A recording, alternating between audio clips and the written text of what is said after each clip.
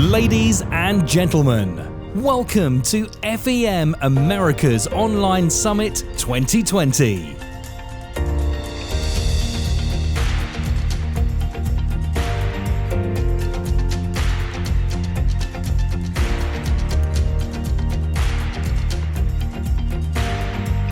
Proudly supported by our sponsors, International SOS and United Healthcare Global.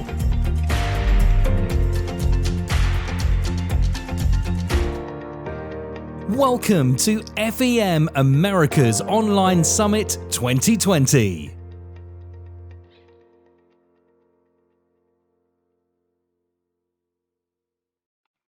Hello, and a very warm welcome to FEM's 2020 America's Online Summit. I'm Claire Tennant-Scull. I'm the Global Director of Content and Events at FEM, and I'm your Summit Chair. As the impact of the COVID-19 crisis continues to reverberate across the globe, we're all having to adjust to a different way of working, and FEM is no exception. So, to help support the global mobility community, we have rolled out a series of regional webinars, and now, instead of our planned two-day summit in Dallas, this year we've produced a condensed online version. So I hope, of course, that you're joining us live for the broadcast, but beauty of digital events is that you can watch them on demand, anytime, from anywhere. I'm always pleased that at our live face-to-face events, we attract people from across the globe, not just those in that particular host region. But our online events have actually enabled mobility professionals to join us in the forum from over 50 countries across the world, ranging from Anguilla and Argentina to the UAE and Vietnam. Now, I'm very aware that we're all even busier than ever. So we've put together 2 days of great content, I hope, but in bite-sized portions. So we have panel discussions on technology and the future of work and policy and programs, as well as 2 superb mobility masterclasses, an expert insight session, and a new initiative called Thinking Aloud. This is where we have 2 charismatic mobility leaders from McDonald's and Coca-Cola just talking through the most pressing challenges and comparing notes. In addition to all this, you can also listen to 2 bonus podcasts that we will broadcast after the summit on June 11th and 12th. And this is where our panelists and our masterclass presenters will answer all the questions that you post to us during the summit. So do make sure that you send in your questions and comments for them and be part of the conversation. You'll find a link to all these on the screen later. We will periodically show you the agenda, and there will be short breaks between the sessions. But don't worry, there'll be a countdown clock to remind you when the next presentation is about to start. You can find more information about our speakers and about FEM, of course, on our website, and we'll give you periodic reminders of that address too. I do hope that you find these sessions useful and engaging. I must thank all our speakers who've so generously shared their expertise and time to not only turn up to this event, but to prepare for it, because it takes an awful lot of work too. I'd also like to thank our silver sponsors, International SOS and United Healthcare Global, for supporting this initiative so generously. Now, without further ado, let's begin with our opening panel discussion.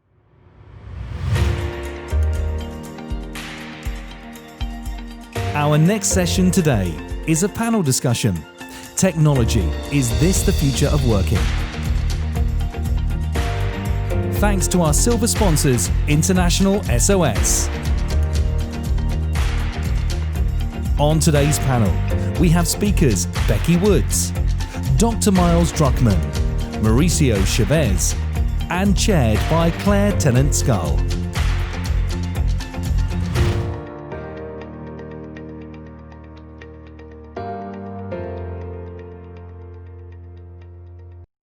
Right, hello and welcome to our opening panel discussion. We're going to be looking at technology and really more broadly the future of working. I'd say that during the recent crisis, the COVID-19 crisis, technology has very much been our lifeline, both socially and at work. It's enabled us to carry on working and for us to keep in touch with both employees and employers and our friends and family. But how will this experience affect the way that we work when we come out of lockdown, as we are just taking those tentative steps? Is going into the office really necessary anymore? What effect has working from home had on productivity? What can we learn from this experience in terms of supporting our employees' mental and physical health? I have a fabulous panel here today for our discussion, and I hope it's going to be wide-ranging and also quite deep in terms of insight. So I'll ask the panel to introduce themselves. I'm going to start with Becky Woods, please, from ADP. Becky. Great. Hi, thanks for having me today. So I'm Becky Woods. I'm Senior Director, Global Mobility at ADP. I've been in the mobility industry a little over 14 years, and I oversee our entire global relocation program. Thank you, Becky. Could you just tell us a little bit more about ADP quickly? Sure. We're a human capital management solutions firm. We're headquartered in Roseland, New Jersey, right outside the United States. We have about 58,000 employees in 35 countries. Wow. Okay. And Mauricio. Claire, good morning. Thank you for having me. Mauricio Chavez, Global Mobility Manager at Becton Dickinson and Company, BDX. I've been in the mobility sphere for just over 10 years. I've been with BD about 5 years, and where we've seen the integration of other medical device companies such as CareFusion and CR Bard join BD. We have about 65,000 associates around the world, and we are known for having invented the syringe. Oh, wow. Okay, thank you. And Dr. Miles Druckmann. Hi, I'm Dr. Miles Druckmann, and I'm the Group Medical Director for Health Innovation for International SOS. So I've been with the company for over 20 years, a lot of my time spent in China and before that in Russia, but I'm based now on the West Coast in the US. And International SOS is a global medical and security assistance organization providing services for organizations, governments, NGOs all over the world as it relates to health and security. Great, thank you very much. Okay, I want to start, just take you back a little bit to the beginning of this crisis. And I don't want to dwell too much on all that, but just in terms of the technology that you, as corporate global mobility people, or you and your clients were using, a lot of those lockdowns came really suddenly, which threw up all kinds of problems with contacting people, getting information to them, tracking their whereabouts in terms of compliance, tax, insurance, and so on. How did you manage that? And did you feel that the technology that you were using was sufficient? How did it perform for you? So again, I'll start with Becky, if I may. Yeah, no, and it's a great question, because we did need to mobilize people pretty quickly as soon as we could see things were starting to spike.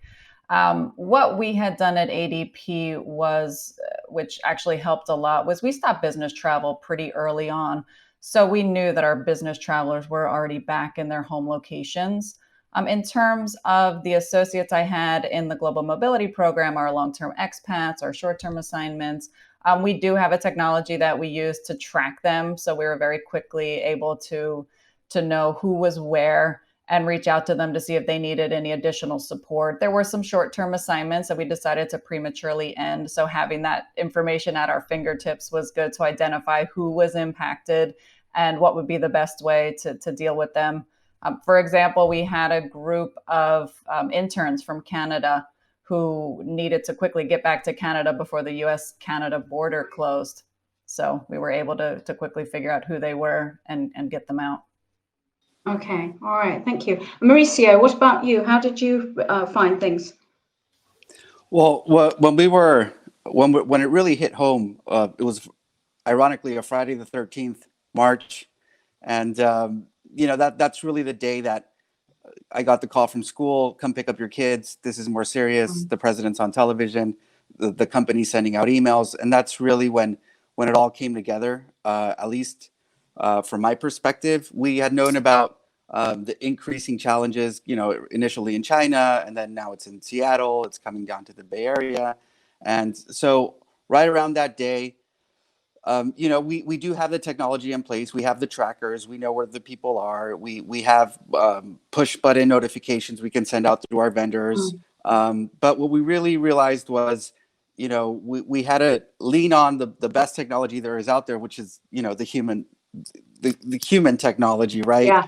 Having that personal contact, because you can send emails, but when nobody knows really what's happening, and that there can be misinformation or misconstructions, is what does this email mean? We felt the need to reach out to just about everyone that's moved in the last 12 months to see, where are you, what part of the process are you in, is there something missing? Because it just wasn't the people on assignment, or it wasn't the people that we knew, maybe a homeowner that's moving coast to coast, but it was the people on the home finding trip. It was the people on the business travel that it really isn't exactly tracked. It was the people on vacation just about spring break time that, happen to be in a third country, and, all of a sudden the borders closed. So it was really challenging. We did leverage that data from our providers and our working knowledge of it. But we felt that, it's not just the static reporting, it's also those dynamic tools that allow us to interact in real time with the associates, identify them, provide the correct information and the correct actions to take to get ahead of the curve.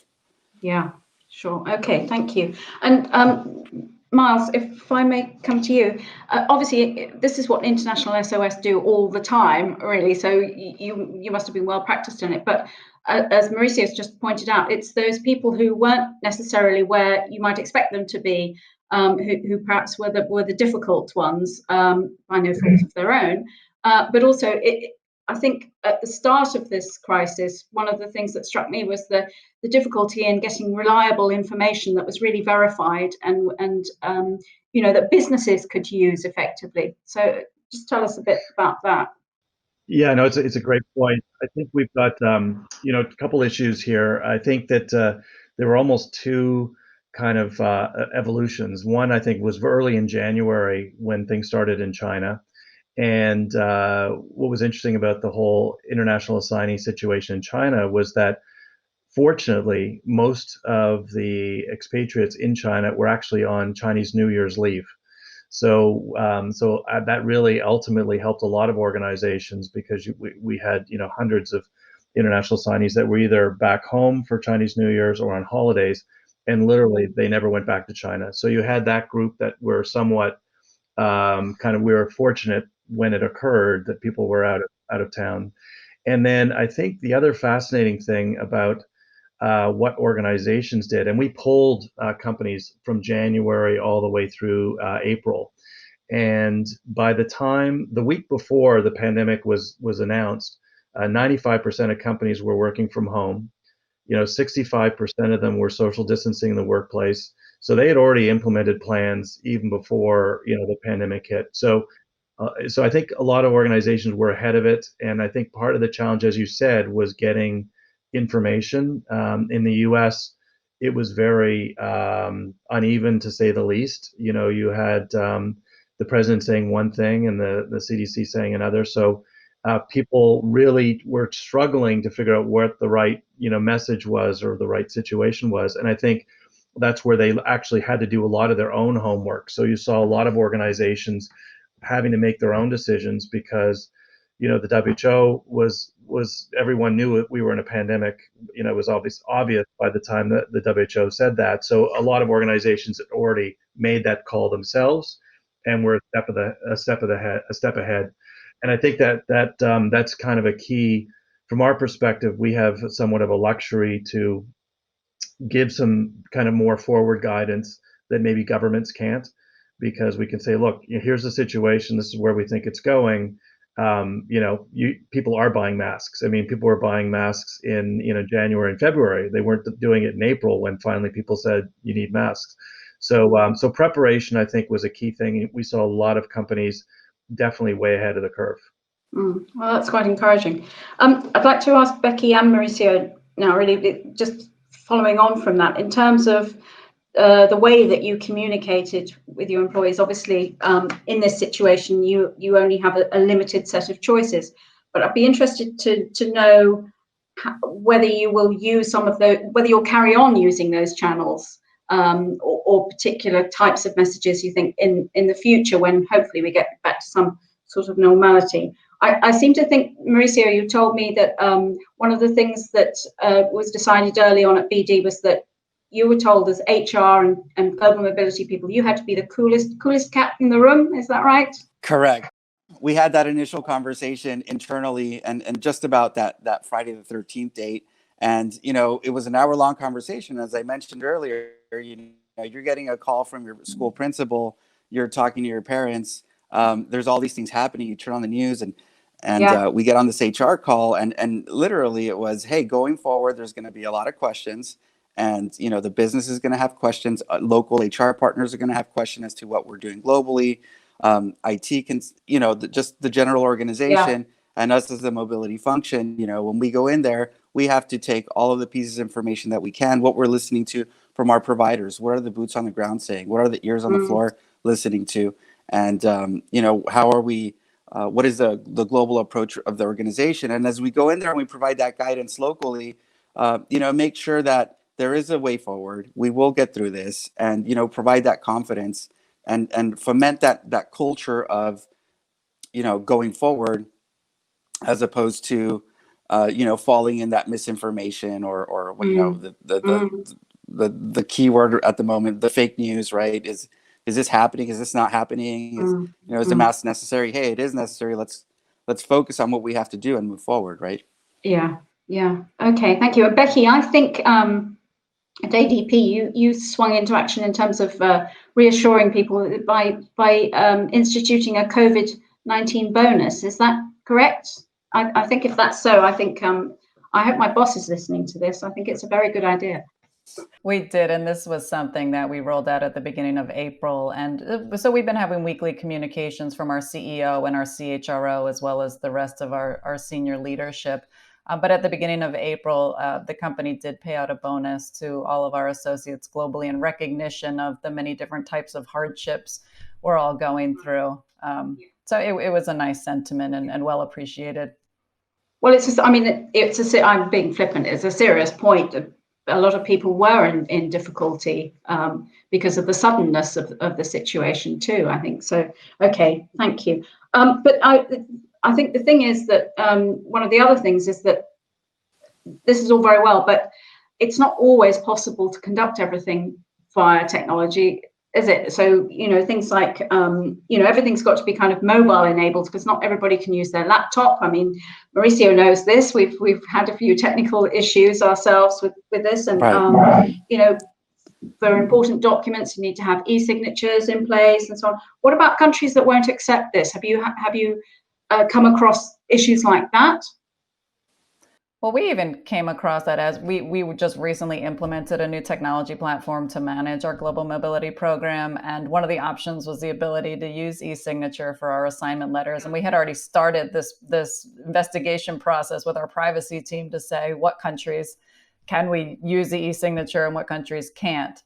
But definitely for the most part, we're all working remotely. We were just about to get this technology off the ground, and I said, we've got to make a big push and get the e-signature rolled out now where we can. Yeah. So it was a good push to get this implementation done. Yes, sure. Okay. Right. We went through a similar process. We had it on the horizon, and this really just pushed us over to move forward. Right. I think in this environment, we have to be agile. We have to adapt. We have to be reasonable, and we have to use the tools, use the technology that enables us to move forward. Right. The ways of working are changing, and we're not sure what it's going to look like in the future, how soon we're going to be back in the office. And from here to there, we have to use everything that's available to us to be successful. Yeah. Now that brings me very nicely to Miles again. Just to ask you a bit about because one of your focuses is health innovation, I think, isn't it? And obviously at International SOS, we talked a little bit about some of the tools, but, how can you use these tools now to support the workforce going back into the office or perhaps going back towards traveling and so on? I think you mentioned previously you had a kind of playbooks that you can give to companies to adapt for their own purposes? Yeah, it was a little bit fortuitous. We had been developing over the last 3 years a digital tool to help organizations prepare for pandemics. So it was obviously a very popular tool in the last couple of months. But looking after more than just pandemics, because there's a hurricane season in the U.S. coming soon. There's been measles outbreaks. There's all these different health threats.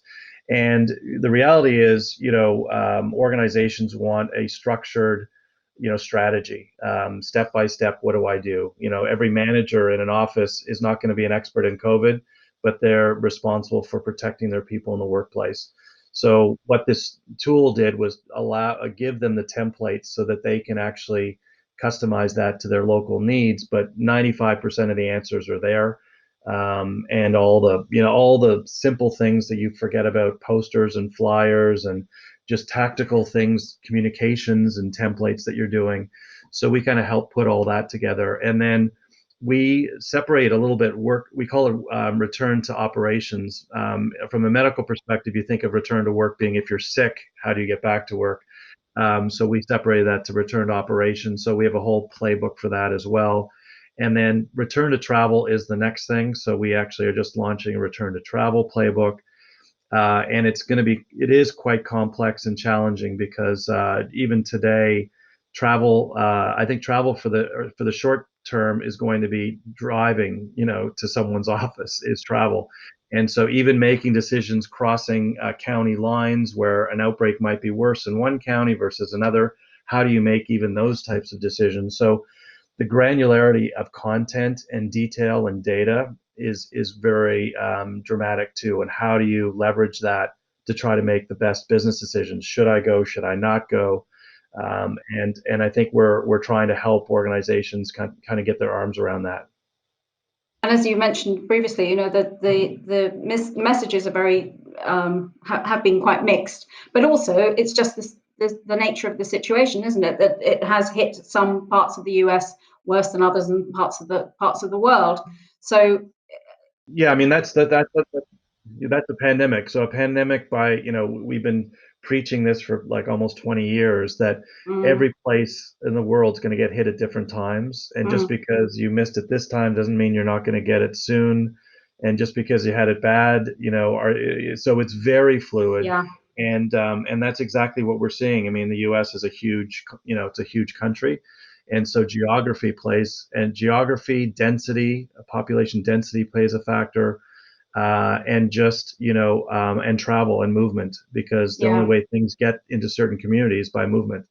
So what you're seeing is one community opens up and they allow restaurants and everything, and everyone from the community that is all locked down, they go across the border to the restaurants that are open, and suddenly they're infected. So it's a very fluid, challenging situation. Yes, I read it a little while ago. The CDC has just issued some guidance on safe office use, and the open plan office and the sort of the breakout area, conversations around the water cooler and so on. That seems to have originated in the US and has been the kind of model for offices around the world for a long time now. But it seems to me that we've all had to adjust to working from home quite very suddenly.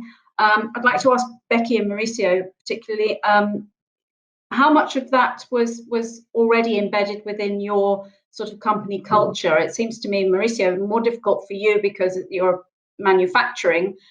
You can't have everybody working from home. You've got to have some people on site. But how did you deal with that, and how much of that will carry on, do you think? So in our case, there's definitely the element of the manufacturing sites that require the physical presence, the assembly line, making sure that the production is flowing efficiently and meeting the standards that are required of medical devices. Then we have the indirect workflow, HR, legal, procurement, that may not necessarily be required to be on site on a day-to-day basis. We did, have efforts in place. Everyone has a laptop. We're a mobilized company, VPNs, Microsoft Teams, so on and so forth, Zoom, Skype, a variety of resources that allow us to be, and we've actually had more FaceTime now as when the pandemic started, to be Yeah. quite honest, because you might be in the same office, but everyone's in their own space. Yeah. But now we're kind of all in these little square boxes everywhere. Mm. But going back to the question, it is a challenge with the manufacturing sites. What do you do? We space out people. We make sure they have the proper gear, PPE, Yeah. to make sure that those barriers of social distancing, the staggered approach as well. Hey, if we used to have 15 people on the floor, now we're going to divide them 5, 5, and 5 over certain hours to make sure that we can limit what we can, and at the same time not affect production. Right. Okay. Thank you. And Becky, what about you? Because you had some working from home in place, didn't you? But not widely used, I believe. Right. Yeah, we did. And we have a formal work from home program. But again, it was more encouraged that you were working in an office. And we had even about 3 years ago opened what we call 180p centers, where we got associates from different BUs and different lines of business for support services for our clients, and actually co-located them together so we could better service the clients. We've got these teams working in pods that are cross-functional pods, and they've actually been very successful. I would imagine that they're finding ways to still work closely together while they've been at home, but they're probably anxious to get back to the office since that business model was working well. But in terms of getting back into the office, although we're not manufacturing, we do still have clients where, for example, we're printing pay slips for them. So we have had essential people still in the office doing their work this whole time. So as we remobilize, we are looking to do it in phases. Like Mauricio said, HR is further down on the list for when we'll get back in. But when I think about the cost of real estate, and what is the new office going to look like?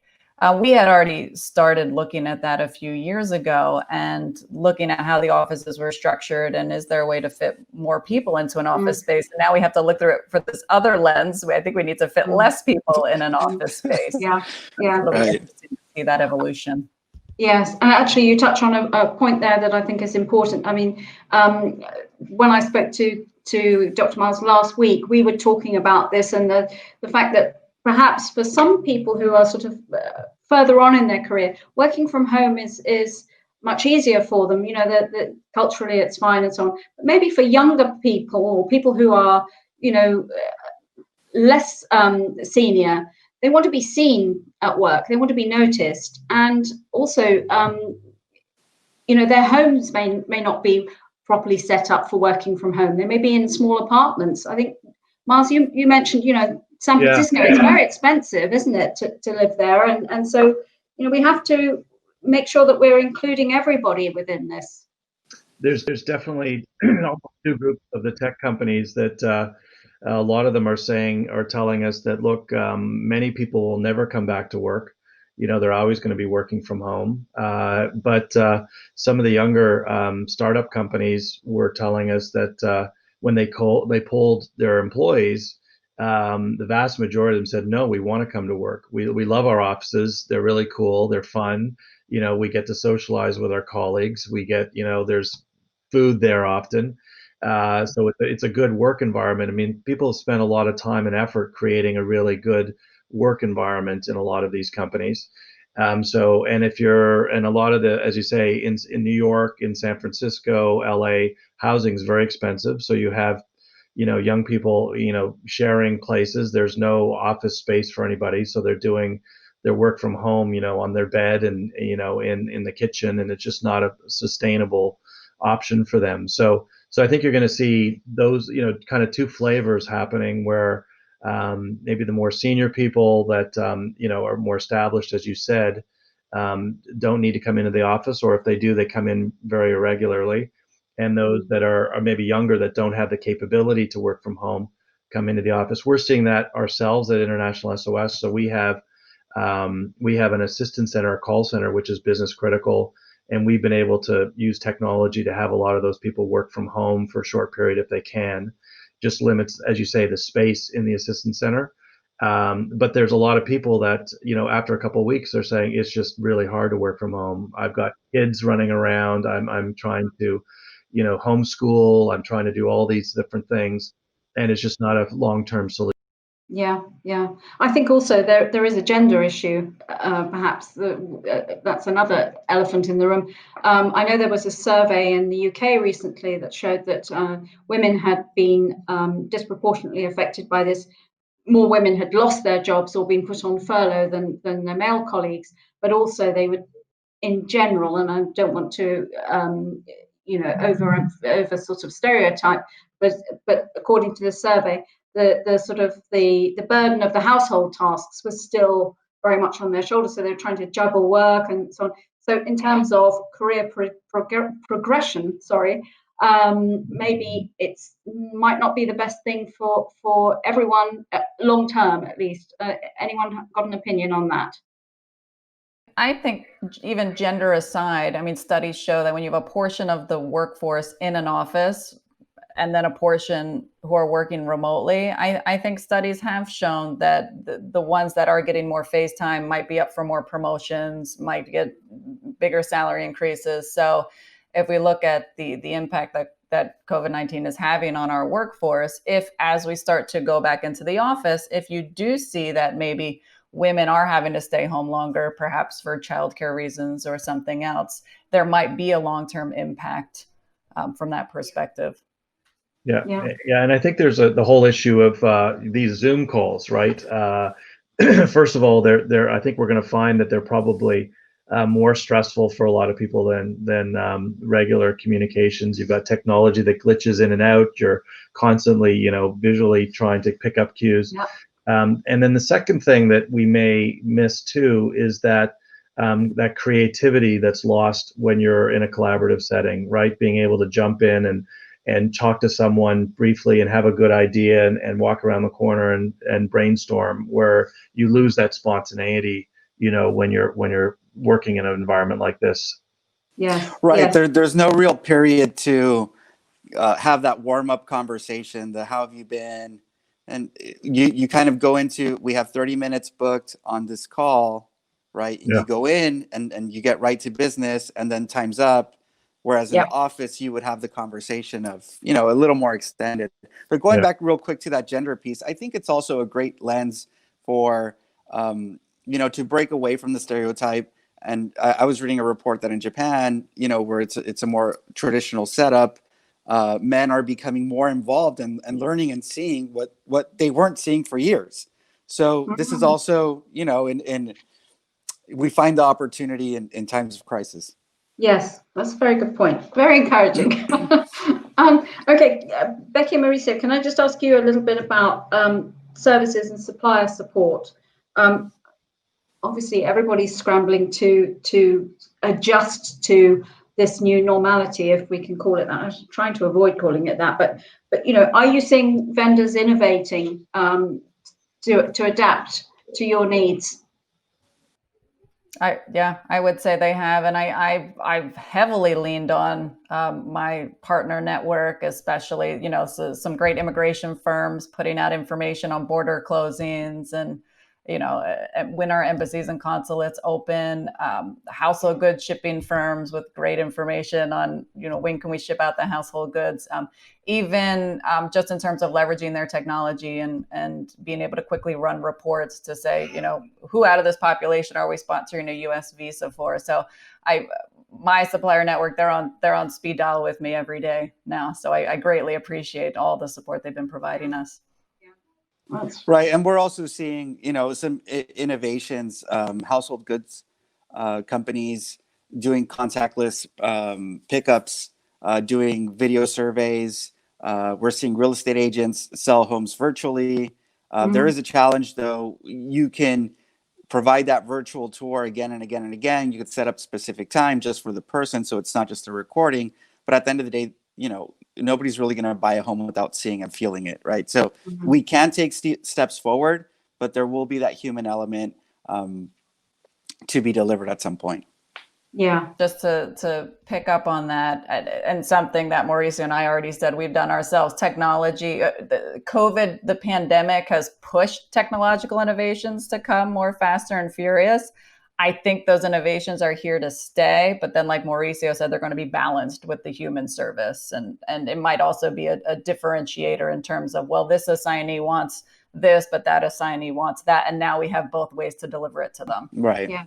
Yes, sure. Okay. And just Miles, going on to telemedicine. Obviously, this surely has pushed this far more to the forefront. But what are the advantages and disadvantages for employees who have access to this? And are there any concerns amongst your clients about privacy or confidentiality? Sure. No, look, telemedicine is something, obviously we've been doing for many years. I would say the last 4 or 5 years, we've expanded it significantly. I think we're over pushing 24 countries now where we can deliver telemedicine in those countries. There are a lot of important jurisdictional and regulations that you need to, ensure you're meeting. And of course, the encryption and the video technology needs to be appropriate. But it's definitely been something that we've seen, particularly for people in remote locations with limited access to medical care. It can be very, very useful, in some cases almost life-saving, where you can try to make decisions without having to physically see people. And then, of course, during COVID, it's been really dramatic, where literally, I mean, in our community, you're not seeing your family doctor anymore. You're doing a Skype or a Zoom call with them. Now, it's not the gold standard. You still, and I'm a physician. You really need to lay on hands, and examine someone properly to make a definitive diagnosis. But if this had happened, 15, 20 years ago, we would be really struggling. And I think that having telemedicine, having the technology where we are today, does give us a lot of opportunity to provide care and continue to provide care in a more efficient way. And I think, as everyone said, telemedicine is going to be here to stay. And I think people more and more are going to be looking at, wearables and other. The challenge with telemedicine is, if it's just a visual cues you're doing, that's only so much. But if people at home have wearables and devices that doctors can get some of that data, then they can start to make clinical decisions, remotely as well. Yeah. So you mean like blood pressure monitors and things like that? Exactly. Blood pressure monitors, Bluetooth thermometers, pulse oximeters. I mean, even through your Fitbit and Apple Watch now, they can gather a lot of clinical data, and that's only going to expand. And even blood glucose and all these other home testing kits too, that can be all linked up together. So I think that's the future. It was already coming, but it's been accelerated now with this pandemic. Yeah. Do you think, just in terms of interacting with patients, I think when we spoke before, you mentioned your father, who's a psychologist, I believe, he found that people were actually a bit more open when they're talking sort of online than they would be in person. Is that right? Yeah, no, he's a child and family psychiatrist in Canada, and he just had to finally close down his practice. Well, he's in his 80s, but he's still working, and he's just found that telephonic's even better. He said people are just really comfortable. They're opening up a lot more. They're less, they're feeling less self-conscious about some of the communications they have. He does both the video and the telephonic, but he was quite surprised by. Now, again, these are people that he already has existing relationships with, and I think that's important, the ongoing relationship. But we're going to see all of these kind of knock-on, maybe unexpected outcomes of how we kind of look at different ways of communicating. Yes, sure. I think, that sort of brings me back to what I think, Mauricio, we all sort of touched on earlier about people actually interacting more or more often at the moment. So, we're actually seeing people that we wouldn't normally see quite as often if we saw them in the office. But maybe there's a danger of blurring some lines here between work and home. And, perhaps some people also feel a bit vulnerable that they're revealing a certain amount about themselves that they wouldn't normally do so with their colleagues.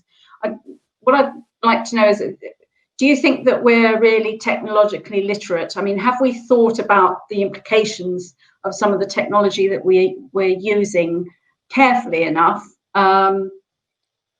Does it affect the way that we think and work? We were talking about creativity earlier. Maybe these things just need to be re-examined a little bit. It's like a sort of another stage in our working lives. Right. I think it really comes down to balance, right? And we were speaking about work-life balance before COVID. And, how much work do you take home, and do you really disconnect? And we were getting, these analytic tools telling us, hey, you spent 75% of your time in meetings and 25% in emails. And, they're breaking down what we were doing. And it'd be really interesting to look at those analytics now, right? Yes.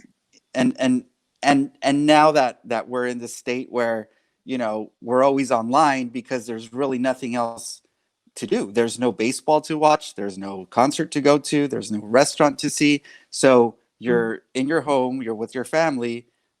Some people with their pets, and we have our work. So to me personally, it almost becomes an escape to say, hey, how's everybody doing? Let me check up on this. Let me check up on those. But at the same time, you have to balance that, right? You have to be aware. In my case, the kids aren't going to school. So when is normal going to be normal again? I personally, when they go back to school, I can begin to think about going back to normal. But from here to there, it's balancing, adjusting, being agile, and making sure that you can take care as cover as much as you can, at the same time balancing your work and your life. Yes, and agility was something we were always talking about previously, and employee experience and so on. Right. Now it's really come into its own, hasn't it? We've seen the reality of it. It's really at the test. Sorry. Yes, absolutely. And when I think about technology, I always think, what are we trying to solve for? Why are we leveraging it? Is it the right tool? And I do think that we've been thrust into this situation where we're all at home and we've got all these cool new tools we can use. Is it appropriate to use them or not? And just because I can reach you 24/7 doesn't mean I should be reaching you 24/7. I want you to take that vacation day, even though you're not actually going anywhere. So you're, a better, well-rested employee to be productive in the office tomorrow. So, it's funny, as like I said, we recently implemented a new technology, and there was availability to have an employee portal to it, which we opted to do because we think we can put a lot of great information out there for our associates. But a lot of times when you dig into technology platforms and you look at employee portals, you actually really need to look at the usage that the employees have. And I think there is a lower utilization rate than you think there would be. So again, it goes back to, what are you trying to solve for? And is this the right solution? And will it be utilized and utilized appropriately? Yeah, I think that's a very good point. Miles, do you want to add? Yeah, no, I think that's a great point. I mean, how useful tools are, is how well they're used. And I think we make some assumptions. And I think you also have you've got a bit of a chasm in some ways in technology between the technology companies that are building things without really understanding the use cases. I mean, they can build spectacular things, but they don't necessarily have the expertise to know really what they're building for.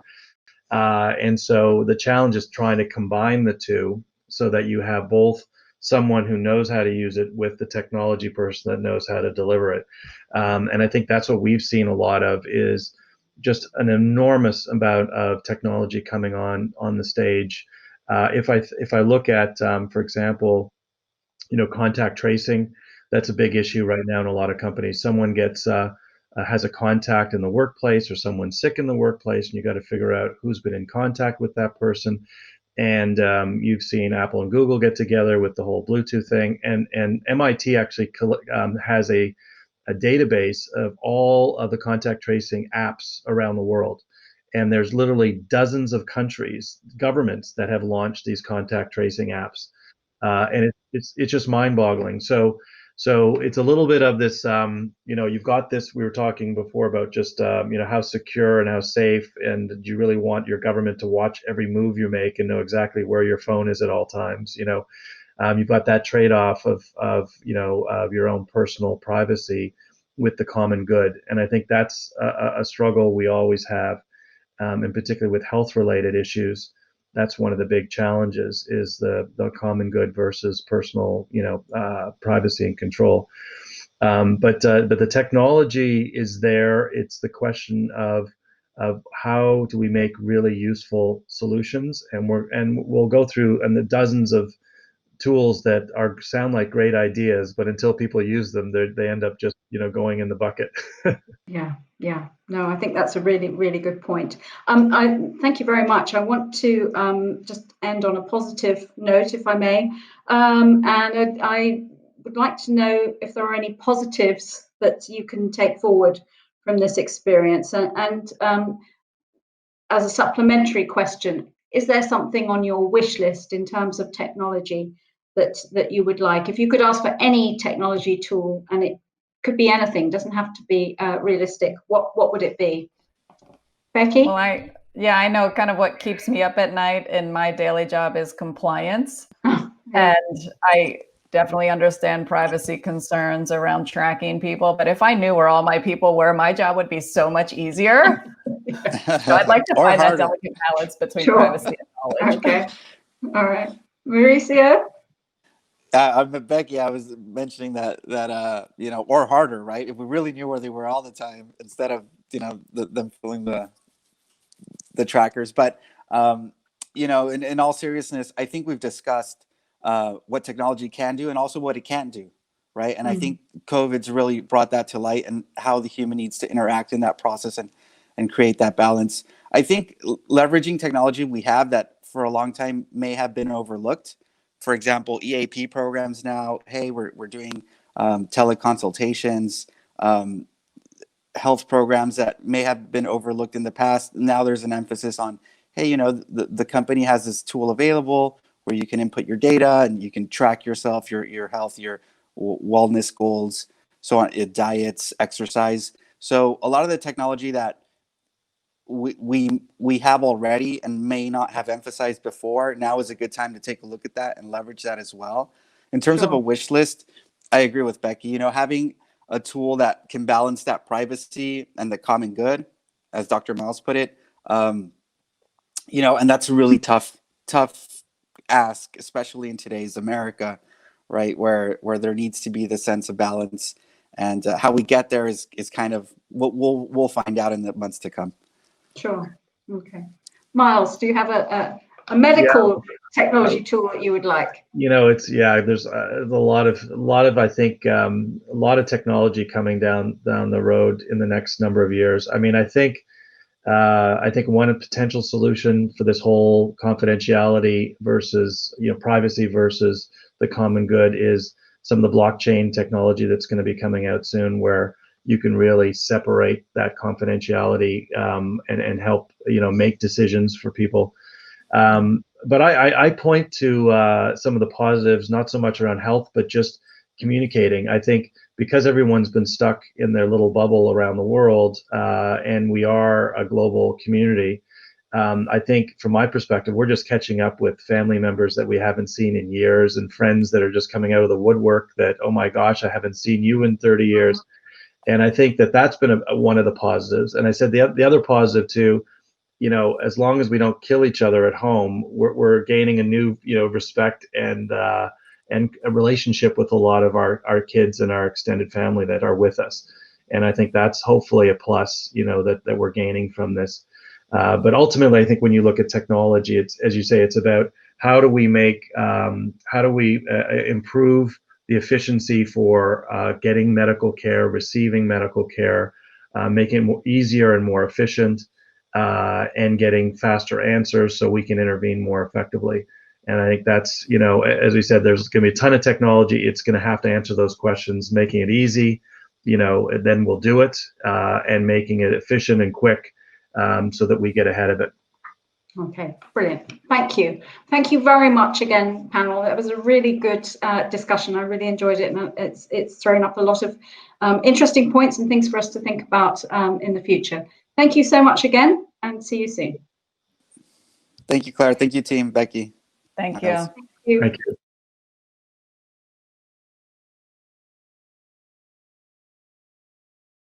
Many thanks again to the panel there for all their insights. We'll see you again shortly for a special presentation from KPMG, but now we have a short break. Time now for a refreshment break. Be back in 5 minutes for our next session. How are organisations supporting the new reality of global mobility? With KPMG's Anne Darcy and David Mays.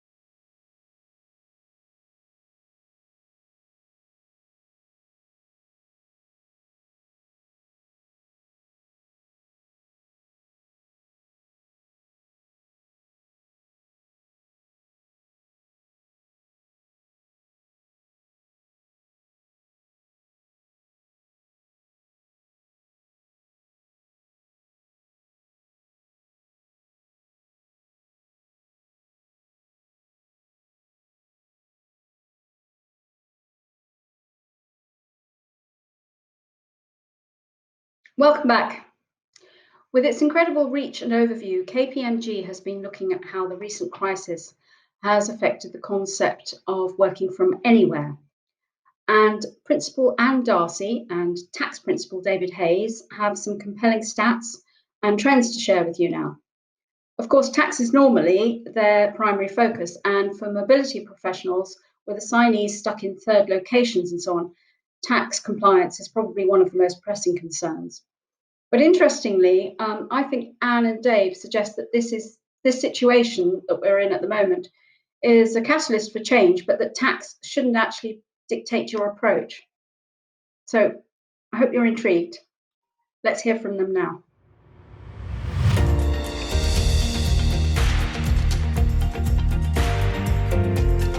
Next today, how are organisations supporting the new reality of global mobility with Anne Darcy and David Mays?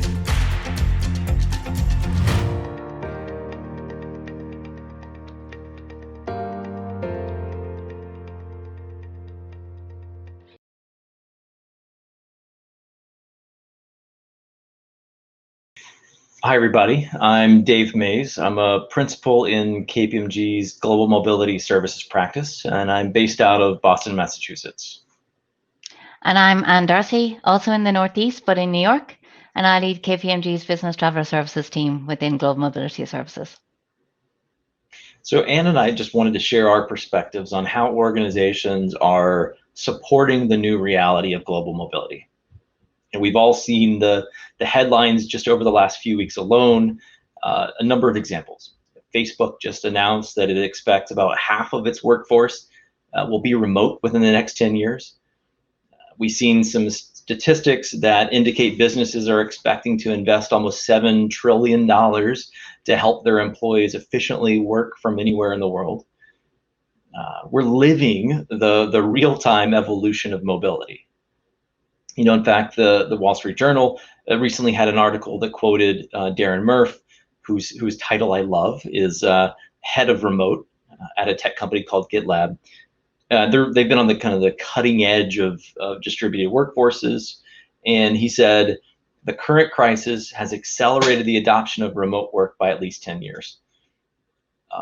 All of these things are happening, and they're going to have a profound impact on global mobility, on our programs, and how we support our organization's employees as they begin to work anywhere. So in the next 30 minutes or so, Anne and I are going to just share from a mobility perspective where we were, where we are today, and where we're headed. So I'll rewind just to about 3 months ago. Conversations were already, kind of focused on preparing for what the future of mobility would look like. Our clients were asking questions that were challenging themselves around, what changes are on the horizon, and do we need to adapt our mobility program for the changes that are coming? To quickly touch on just maybe a couple of those macro trends or themes that continued to come up that we were solving for.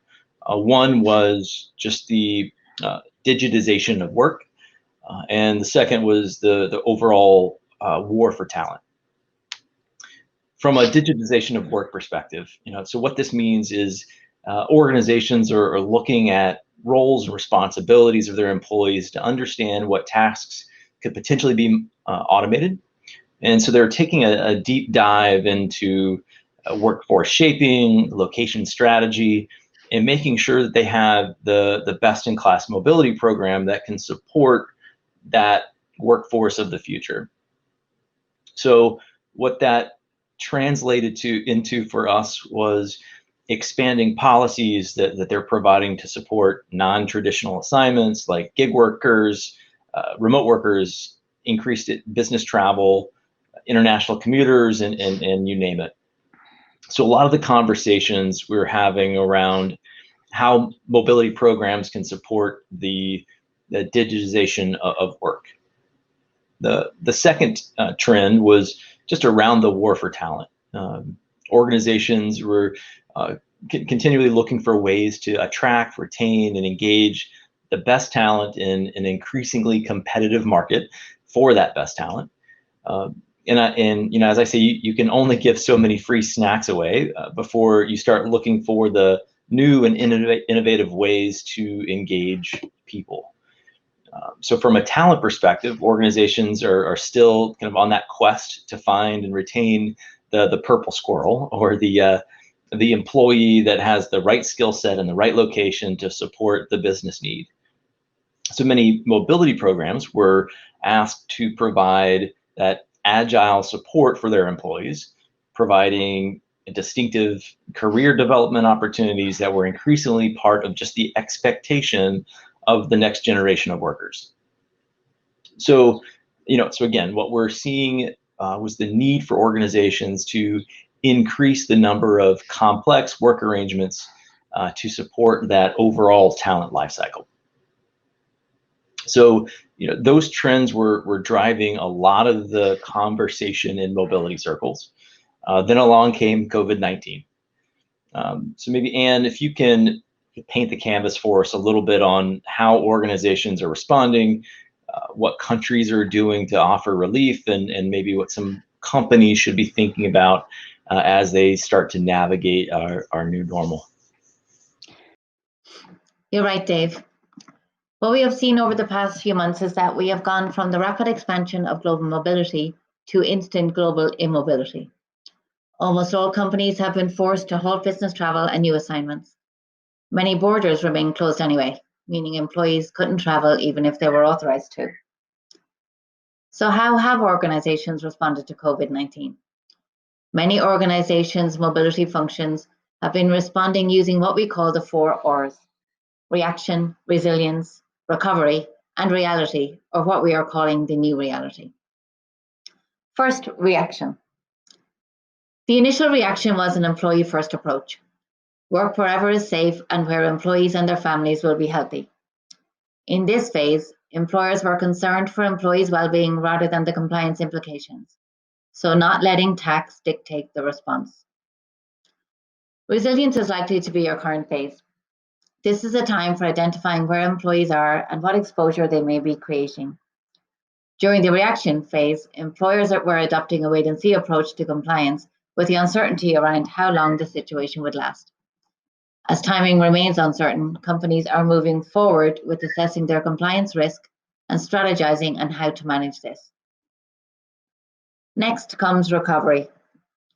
As countries and states in the US start to develop plans to reopen, employers are looking at how they react to the various approaches to lifting lockdown restrictions.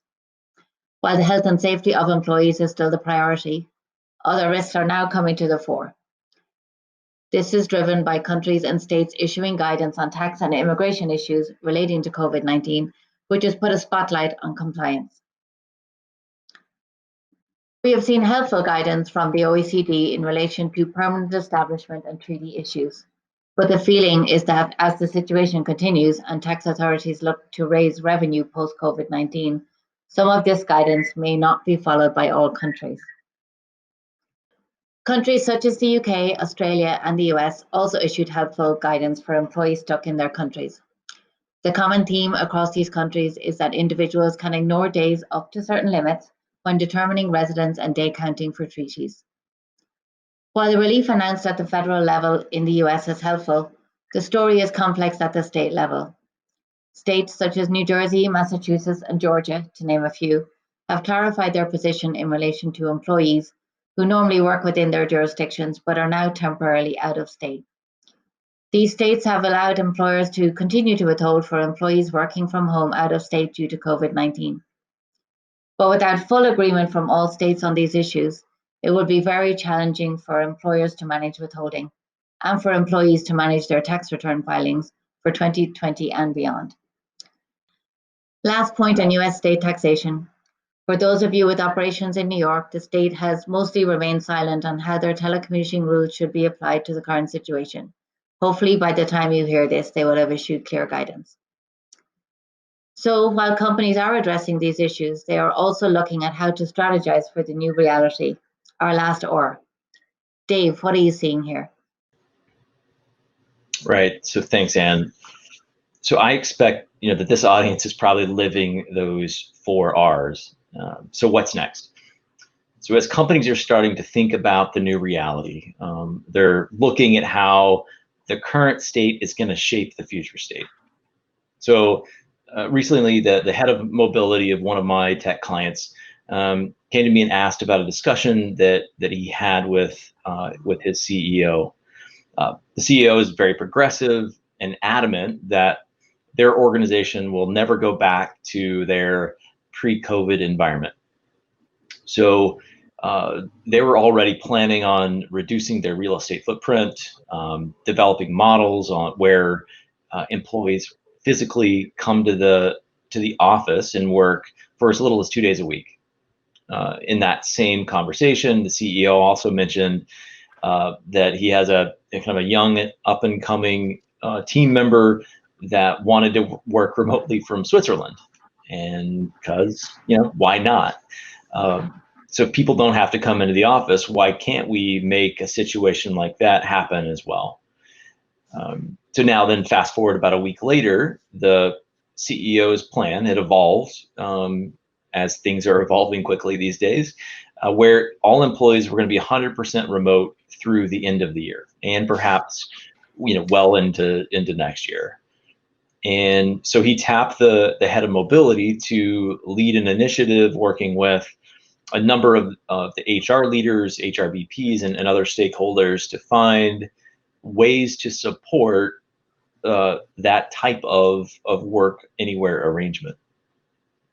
So as the CEO brainstormed about what he expected the strategy of their new reality to be, he recognized some of the issues that need to be tackled that come first to mind, probably for a lot of leaders these days, which are, do we have the right IT infrastructure in place to support the remote work? Do we have collaboration tools available? Should we be looking at our real estate footprint to minimize cost or reconfigure space? But you can kind of expect those types of questions to come up. But things like payroll tax, immigration, permanent establishment, those were the furthest things from his mind. But luckily, the head of mobility understood all of the different angles that need to be considered, and realized that a holistic approach to supporting a dynamic program was critical. So in situations like these are happening around the world, are happening all over the time right now, where the experience and subject matter specialty that a mobility leader can provide can really shine and really come to the forefront. So this scenario isn't just unique to my client, for example. It's probably something a lot of folks that are listening here are facing every single day. So it might be helpful if we maybe step back for a second and think about how organizations should be thinking about this issue. So we'll start with an organization's strategy for reentry and what that new normal will look like. So organizations should be asking yourselves a few questions of members of the leadership team and different stakeholders, such as, what is our reentry plan? And how will that reentry influence what people are going to do in the future? So for example, if in today's world, in the current state, if employees are effective at working remotely from anywhere, will their expectation be set that they can and should be able to work from anywhere? Another question would be around, what are the company's broader priorities? How much do you want to invest in supporting work from anywhere? Understanding and knowing that that additional flexibility could also increase the corporate risk, which leads to another question. What is your organization's risk threshold and tolerance?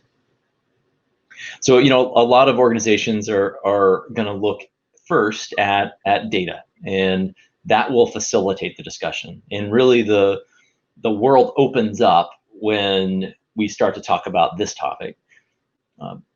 Organizations want to know how big of a problem do they have, and how big is that problem to solve.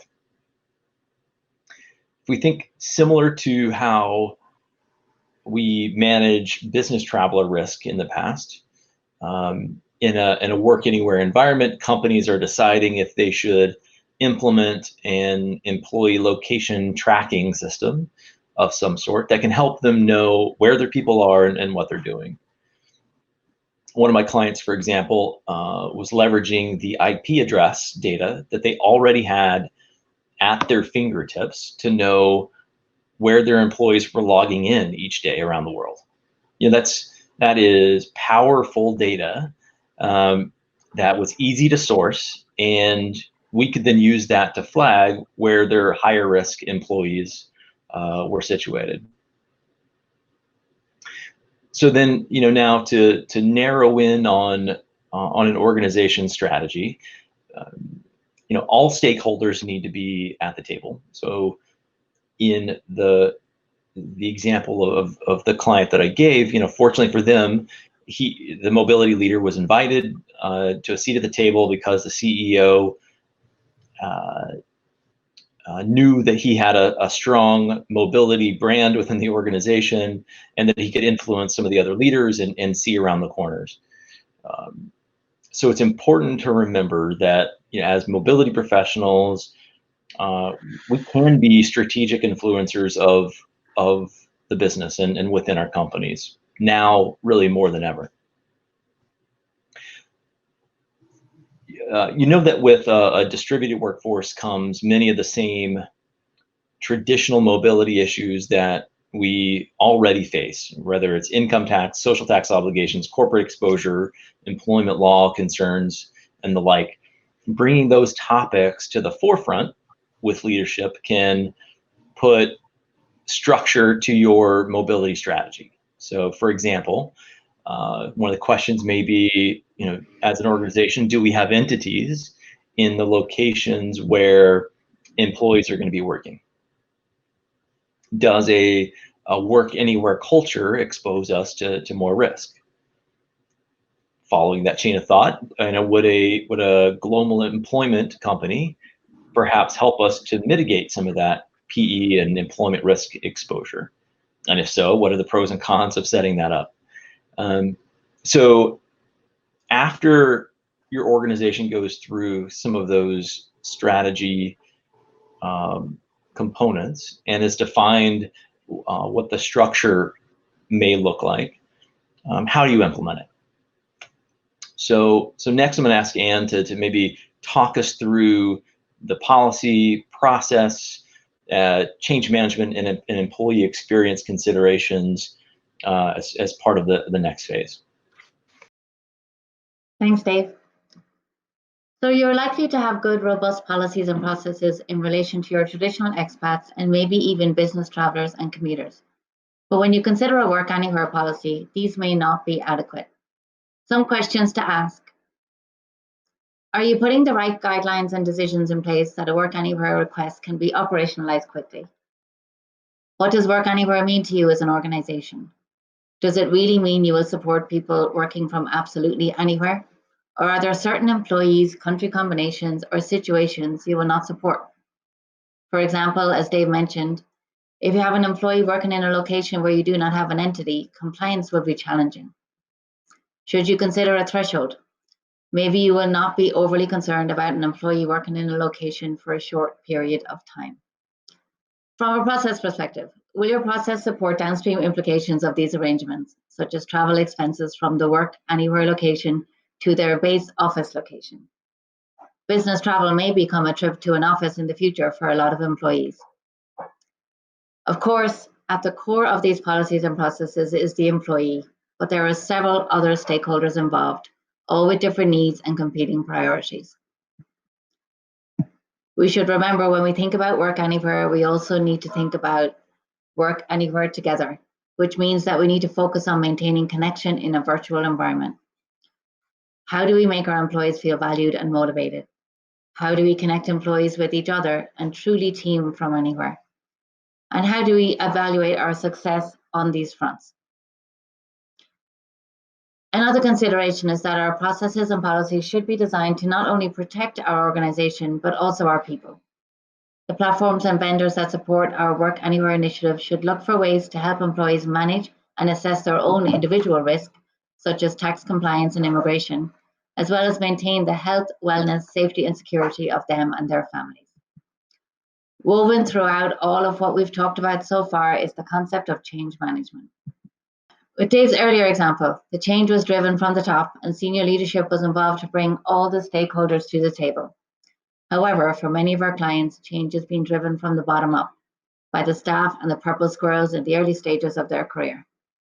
So this is a great opportunity for mobility professionals to be the catalysts for change, sourcing ideas from all levels to identify enablers and barriers to change early on.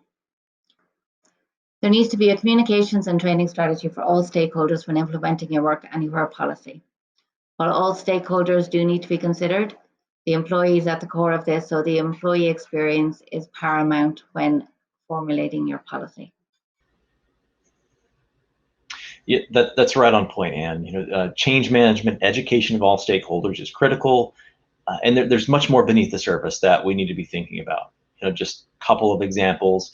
In the talent management space, compensation and benefits packages may need to be revisited. For example, if you have a developer that was living in a high-cost location like Silicon Valley, but is now living and working in Topeka, Kansas, their compensation band may need to be adjusted. From a leadership and development perspective, organizations may want to increase that employee's mobility to help them get exposure to other cultures, other areas of the business. And there are any host of other regulatory considerations that we haven't touched on. Registration, licensing requirements, data privacy, and the list goes on. Listen, we've covered quite a bit of ground in the last half hour.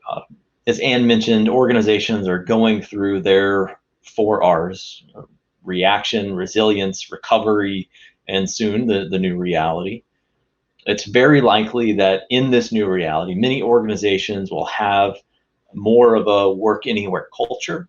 And some of the key takeaways is how influential mobility professionals can be in developing this new reality and supporting it. As a mobility professional, you should be at the table as an expert and subject matter specialist, helping the different stakeholders understand key considerations like tax and immigration, etc. So while some of you may feel like you're suspended in the immediate global immobility, just know that there's no one better prepared to add value to your organization and lead your organization through this exciting time of mobility evolution than you.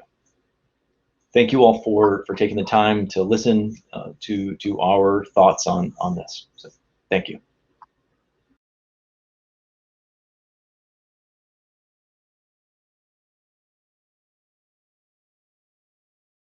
Many thanks again, Anne and Dave. I think that was a really positive and practical outline, and it's great to hear that mobility leaders can use this as an opportunity to really shine. Right, we'll see you again shortly for the first of this summit's mobility masterclasses. Tanya Mariottini, who is Director of Talent, Mobility at Expedia Group, is going to take us through a step-by-step guide to optimizing your talent mobility strategy. Time now for a quick break. When we return, it will be a mobility masterclass, optimizing your talent mobility strategy with Tanya Mariottini. Thanks to our silver sponsors International SOS and United Healthcare Global.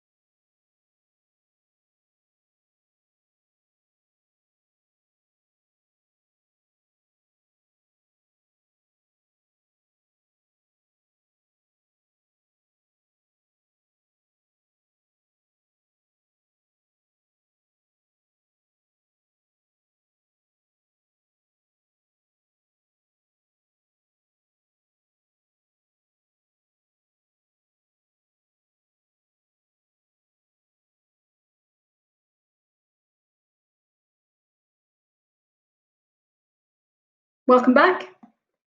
Tanya Mariottini is well known and highly regarded in the global mobility community and is very qualified and recognized as an expert in the area of talent management. FEM's mobility masterclasses have proved to be extremely popular since we introduced them in 2018, and they're an ideal way to learn from best practice.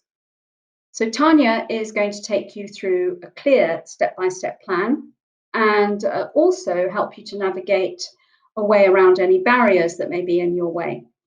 Again, I know Tanya feels that now is really an ideal time to get started on either a new plan or a redesign. So let's hear how.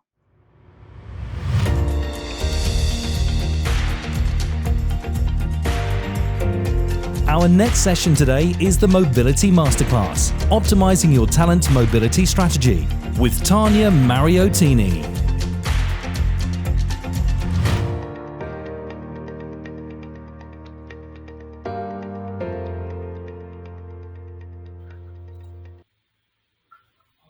Hi, and welcome to the Forum for Expatriate Management, America's Online Summit. My name is Tanya Mariottini, and I am honored to have the opportunity to share with you some insights in this mobility masterclass on optimizing your talent mobility strategy. As a brief introduction, for those of you whom I haven't had the opportunity to meet yet, I have over 15 years of experience in global talent mobility, working in diverse industries, including over 10 years in leadership roles, and I've had an international assignment in both Europe and Asia. I'm part of Expedia Group's talent management leadership team, where I am responsible for developing an integrated strategy and ensuring operational excellence. I hold the Global Mobility Specialist Talent Certification, and I'm actively involved in the worldwide ERC, being recently recognized with a Meritorious Service Award. My career interests include thought leadership, making a meaningful impact, and inspiring others through a positive outlook. In this session, my goal is to share with you about how to create your global talent mobility strategy, how to integrate your strategy into your overarching HR or people strategy, and most importantly, how to ensure your strategy continues to evolve as business needs shift or economic conditions change, which may require you to be agile and quickly adjust your focus and priorities. In general, a strategy provides a clear roadmap consisting of a set of guiding principles or rules that define the actions employees should take or not take, and the work that they should prioritize or not prioritize to achieve their desired goals. Therefore, your global talent mobility strategy should clearly articulate your purpose and the scope of support provided by your team.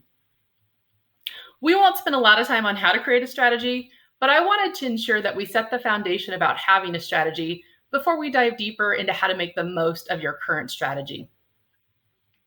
Mobility is currently part of many different functions within your HR or people team. Assuming that your mobility team was intentionally placed, then your focus and priorities likely already align. For example, if you are part of talent acquisition, then likely your company is focused on attracting great talent. And when you design your strategy and program, you already take this into account. Similarly, if you are part of the total rewards team, your company likely is focused on total benefits and compensation that employees receive as a part of their overall package. In creating your strategy, I'd encourage you to consider several different perspectives. First, what is your company's short-term and long-term business strategy? Are you looking for key talent with a specific skill set, such as software engineers? Do they exist internally, or will you need to attract new external talent? Or do you plan to grow your own talent? I'd recommend engaging with your talent management function to understand and build this together. Next, what is the culture of your organization? Is your team focused on cost management, employee experience, leadership development, early career talent? Then what are industry best practices based on your global footprint, program size and complexity, industry segment, manufacturing technology?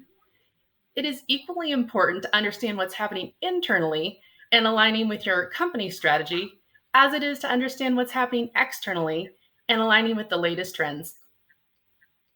I'd encourage you to speak with industry peers, leverage your relocation management company, or use other industry partners or industry organizations for this information. Also, what is important to customers? Your customers include the employees you relocate, but also hiring managers, other internal teams such as talent acquisition, and your own team. It's important to ensure your customers feel heard and the support they are seeking is comprehended in your strategy. Finally, what are your personal interests or capabilities that you bring to the role? I am personally passionate about corporate social responsibility and sustainability, which is often a priority for my employer too, and allows me to pursue integrating this into our program. You may have prior experience in procurement that you're able to leverage with your supplier partner management to increase engagement through your supply chain and improve the employee experience. There are definitely other considerations that I haven't listed here, but hopefully this helps you to start thinking about creating your own strategy. After you have defined your strategy, you need to be able to clearly articulate it to secure buy-in. This step is key, as without support, you won't receive the resourcing or budget to accomplish what you have outlined in your strategy. In our industry, we have historically talked about having a seat at the table. You're having a clearly articulated strategy aligned with business goals is a great way to earn that seat. First, I suggest you start with a compelling story that creates a sense of urgency. As an example, let's say your strategy includes mobility being integrated into talent planning. Your story should include actual examples of employees being sent on assignment without a return plan, or the inability to fill critical roles within the company, or poor support for new locations. You should include specific examples that you know will resonate with your audience. As you think about your story, I'd suggest you also think about your brand. What do you want global talent mobility to be known for within your organization? You should intentionally think about how to enhance your existing brand or rebrand your team and function based on your strategy. As an example, today your team may be known for operational excellence, but tomorrow you'd like your team to be known for operational excellence and strategic thought leadership. As you tell your story, you'll want to articulate your brand as an integrated part of your strategy. Then I suggest you include supporting data. Using this same example, you would include data about your mobile employee retention rate, or time to hire for critical roles, or missed employee targets for site ramp-ups. The amount of data you include may vary based on how important data is to your organization. Now, we didn't get into a lot of detail about creating your strategy, but you should have a list of specific opportunities with deliverables on a timeline. The how is what I refer to as your roadmap. This should include both short-term goals, maybe a few quick wins, and longer-term goals anywhere from 18 months to 3 years. It's important to be able to illustrate the specific steps that will need to be taken to your audience on how to get from where you are today to where you want to go, along with realistic timelines. This also allows you to highlight when you will need funding or resource commitments. Your roadmap may be in the form of a white paper, PowerPoint presentation, Excel worksheet, and/or all of the above. I would encourage you to create this information in the various mediums needed within your organization and make it readily available to your audience. As I mentioned when creating your strategy, it is important to decide what to include in your strategy as it is to decide what not to include. If you have too many opportunities and unrealistic timelines, you will set yourself and your team up to fail. Be diligent in determining what will have the biggest impact to achieve your outcome and what is just noise. I have mentioned several times, and it's important to identify who is your audience. In my experience, this varies across companies. Sometimes you engage directly with business leaders, while at other times you work through HR business partners. Your audience will also vary based on your strategy. For example, if your focus is on cost management, your audience would also include your colleagues in procurement. I would encourage you to spend some time thinking about who needs to understand your strategy in order for it to be successful. And if you find someone in the business who is as excited about your strategy as you are and what you are trying to achieve, then make sure you leverage them to help you share your story with others. I also want to highlight that this is not a one and done exercise. You need to regularly reach out to your identified stakeholders to reshare your story, reshare your data, provide updates on your roadmap, and be willing to adjust your strategy. Do not underestimate the amount of time that will be required to build, maintain, and manage the relationships of your identified stakeholders. You'll also want to identify targets to measure your success. Again, using the same example, you could set a target to increase mobile employee retention rate or reduce time to hire by X by a specific date. As you continue to meet with stakeholders, you can then share with them the successes you've had in reaching these targets in alignment with the deliverables on your roadmap. Finally, be prepared for your strategy to change. Similar to the importance of ongoing stakeholder relationship management, you will also need ongoing management of your strategy. Inevitably, business demands or market conditions will change, and you will need to be in tune and able to quickly change direction too. I know this can be difficult, especially if you've already invested a significant amount of time and energy going down a specific path, but your ability to be agile and shift is key to ensuring that your strategy remains relevant. These steps will allow you to embed your strategy and become integrated into the achievement of key business outcomes. Next, I thought it would be helpful to go into more detail on a specific item to illustrate how you would successfully implement a part of your strategy at your company.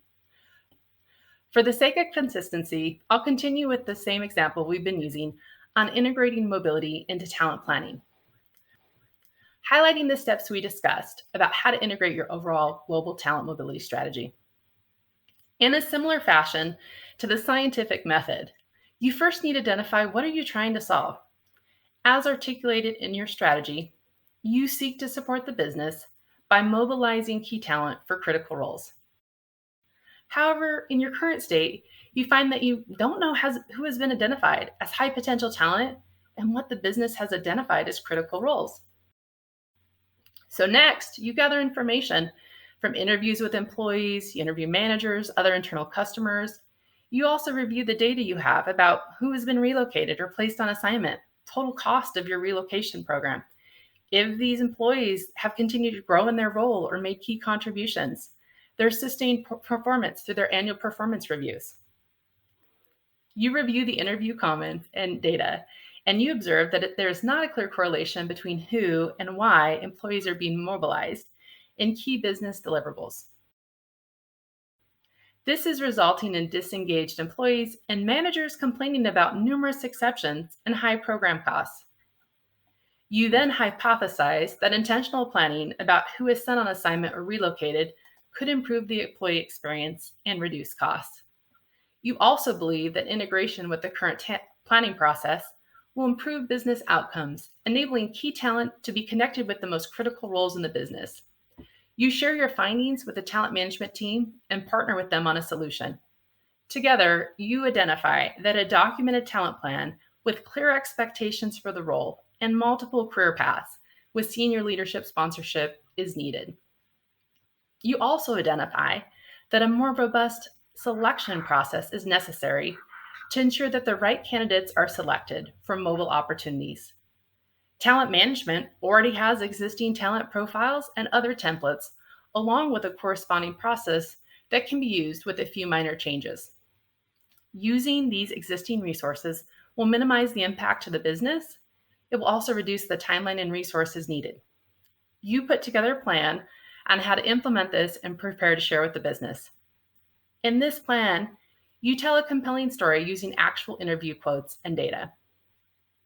Next, you seek a business group to partner with to implement this updated process and tools.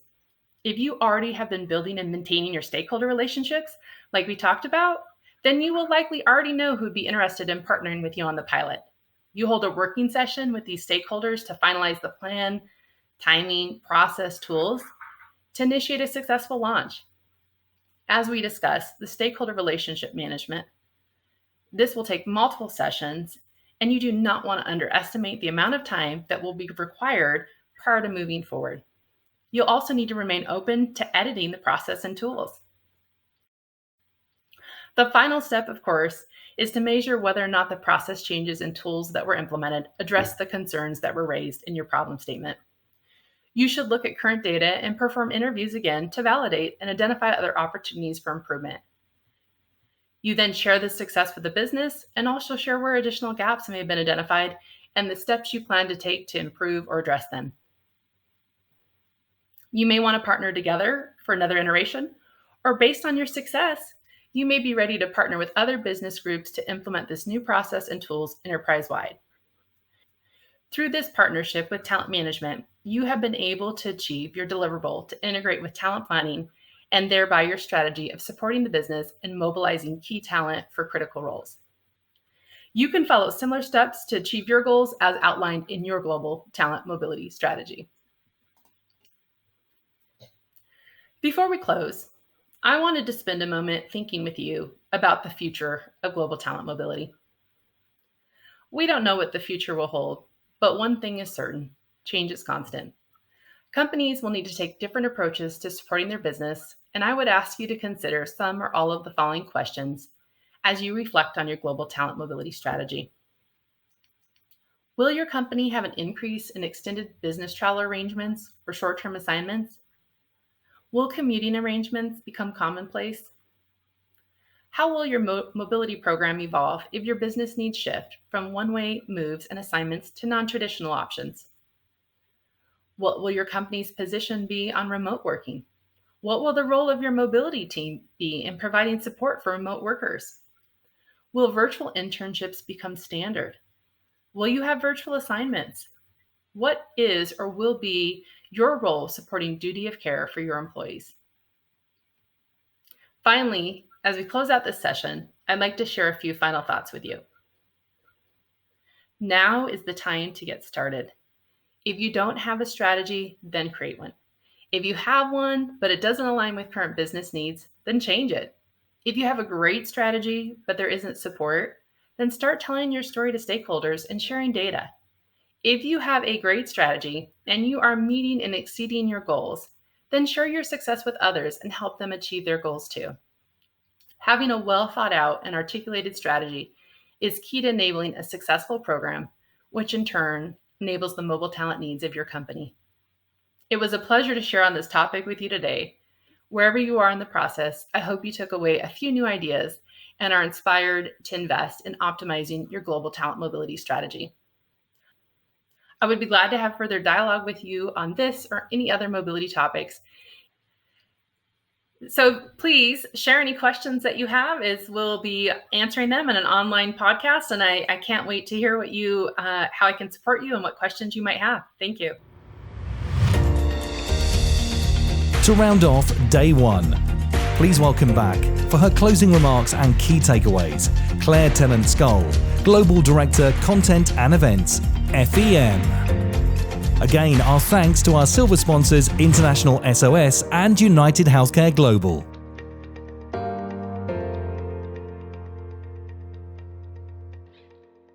Thank you very much again, Tanya. That was a really thorough presentation and explanation of how you can make a real difference to your business.